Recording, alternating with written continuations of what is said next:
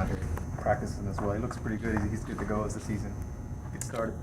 Yeah, I think so. You're always kind of want to see how they respond to a practice or some scrimmage and live, but he responded well to playing in the scrimmage on Saturday, and he went again today, and hopefully he'll just continue to trend upwards and be ready for Wednesday. And I think he's always been confident of that, and we have been too, so not really a surprise.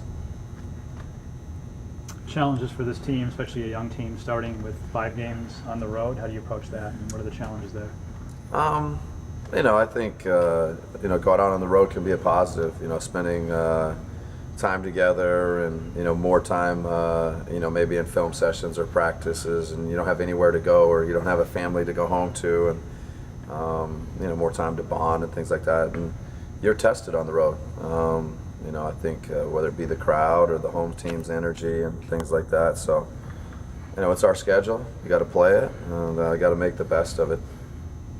How's this preseason camp been different than your previous camps here? It seemed like a lot of roster turnover, younger guys. Has there been more emphasis on practicing or anything on the court, off the court as far as film sessions? How do you balance that out this training camp? I would say, especially if you're kind of looking back at the more recent training camps and preseasons, I would say a lot more practice, more time on the court, more scrimmaging, more contact. But maybe felt more like the first year or the first training camp when there's a lot to learn, a lot to do, and whether you're a veteran player or a new player, you're learning new things. So and sometime in the film room, but I think right now we're probably learning more by doing it and by practicing and having contact and having scrimmages. So but we'll balance out whether it be film or practice with the games now as we start the season. When you were talking about pace the other day, you said the rotation might be a little bit deeper because of that.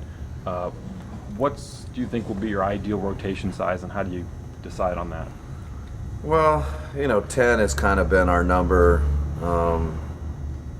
quite often, and it's really, I think, the old NBA used to be 9 or 8, or and some teams or coaches are still 8 or 9. We've probably been at 10, and I would just say we're open to maybe adding, an 11th guy to the rotation, or there's, I think guys that have earned opportunities, earned chances to play. And sometimes you settle in after, X number of games, but, throwing an 11th guy into the mix may be something we consider or we do. The Dallas game itself, you played them in the preseason. Do you pick up anything from that as far as preparing for the regular season, or is it just completely different scenario, and first game of the year you kind of both don't know what to expect from each other? You've learned from that game, and the different things that they're doing, both offensively and defensively, and the same for them. The things that we're doing on both ends of the court, and then there's a little bit of element you throw it out, whether they didn't play some of their guys, and it's the preseason. But certainly we'll be more familiar with each other having just played each other.